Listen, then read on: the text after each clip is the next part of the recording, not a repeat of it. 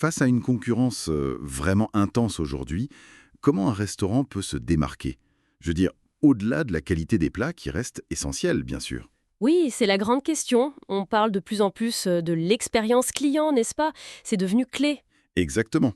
Et aujourd'hui, justement, on va explorer des stratégies pour transformer un simple repas en un souvenir mémorable.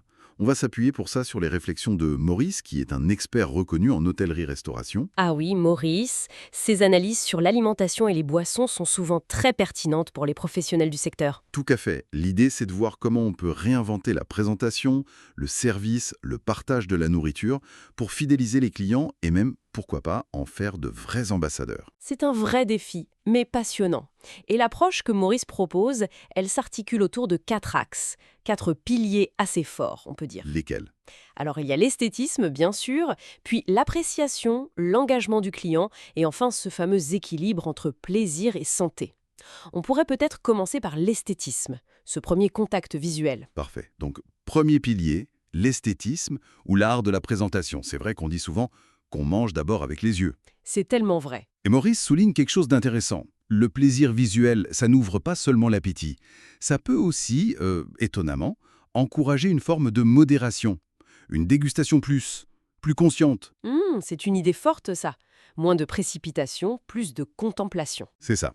Et une piste concrète qu'il donne, varier les plaisirs visuels.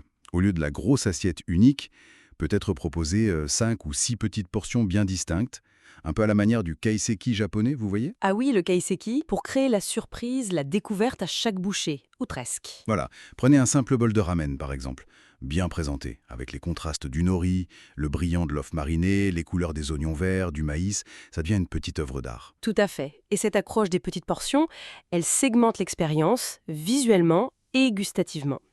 Mais attention, Maurice met aussi en garde contre l'erreur classique. Laquelle? L'assiette unique surchargée, où tout se mélange, où l'œil se perd un peu.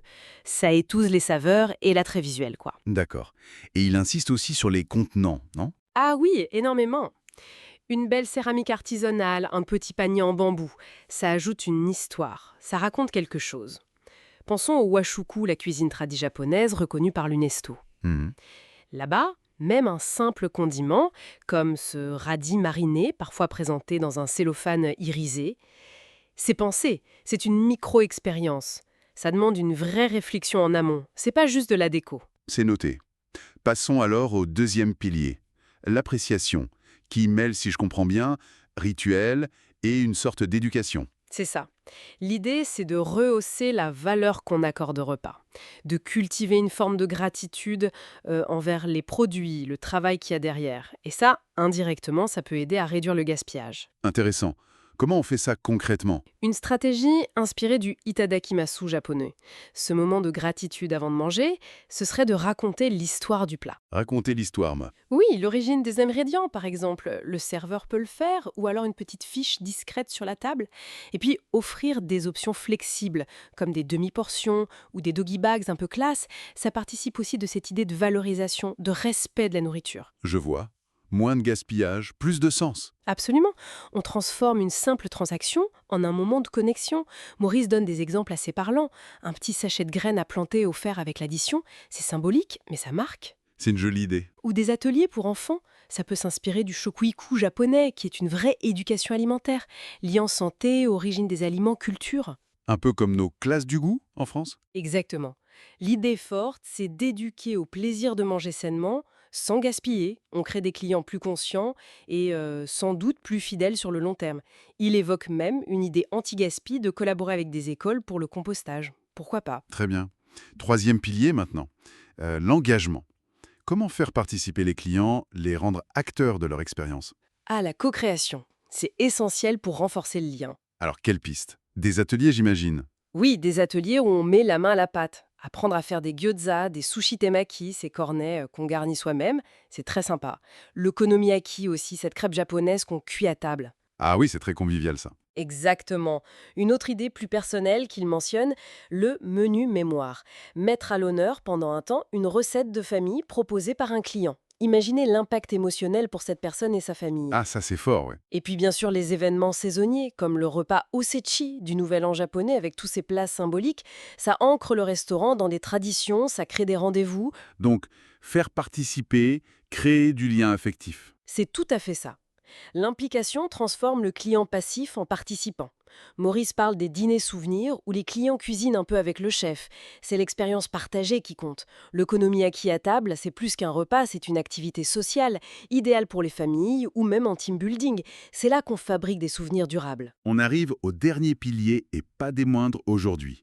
L'équilibre entre plaisir et santé.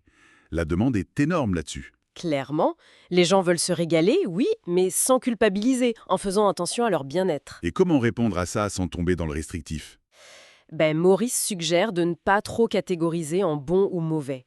Plutôt, valoriser la richesse des saveurs naturelles. L'umami, par exemple. La fameuse 5e saveur. Voilà, qu'on trouve dans les champignons, les tomates mûres, mettre en avant la douceur des légumes rôtis, le bento japonais avec ses compartiments bien équilibrés et sa présentation toujours soignée, c'est une super source d'inspiration. Et le lien avec les producteurs locaux, j'imagine. Ah, mais c'est fondamental, hein.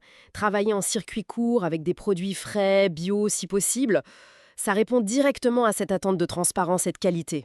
Et ça permet de raconter encore une histoire. Et concrètement, dans les menus, ça donne quoi? Ça se traduit par des offres qui séduisent de plus en plus. Les menus flexitariens, par exemple, avec des options végétales vraiment gourmandes, un tofu mariné façon teriyaki, ça peut être délicieux. Ça attire une clientèle très large. On peut aussi imaginer des mini-ateliers dégustation, un jour de umami 101 pour éduquer le palais des clients et les fidéliser en leur montrant que santé et gourmandise, ça va très bien ensemble. Il s'agit de les guider vers de nouvelles expériences, saines et satisfaisantes. Bon, si on essaye de résumer un peu les pistes issues des réflexions de Maurice, pour se démarquer, il faudrait donc soigner l'esthétique dans les moindres détails. Oui, Cultiver l'appréciation, par le récit, par le rituel, tout à fait. engager le client, le faire participer, Indispensable. et enfin, proposer cet équilibre savoureux entre le plaisir et le bien-être. C'est exactement ça. Le message pour les pros, au fond, c'est qu'il ne suffit plus d'être un excellent cuisinier, un bon technicien. Il faut devenir un créateur d'expériences, un conteur d'histoires, Hmm. capable d'éveiller tous les sens et de répondre à cette quête de sens, de responsabilité aussi, qui est très présente chez le consommateur d'aujourd'hui. C'est très clair. Et pour finir, une petite question pour ouvrir la réflexion. Si on maîtrise ces 4 piliers, quelle pourrait être la prochaine étape, la prochaine innovation majeure dans l'expérience client en restauration? Peut-être quelque chose qui toucherait encore plus à l'émotion ou à un autre sens. Bonne question. Peut-être l'intégration plus poussée du sonore ou de l'olfactif d'une manière nouvelle, ou le lien avec le digital, mais de façon plus humaine. Vaste sujet.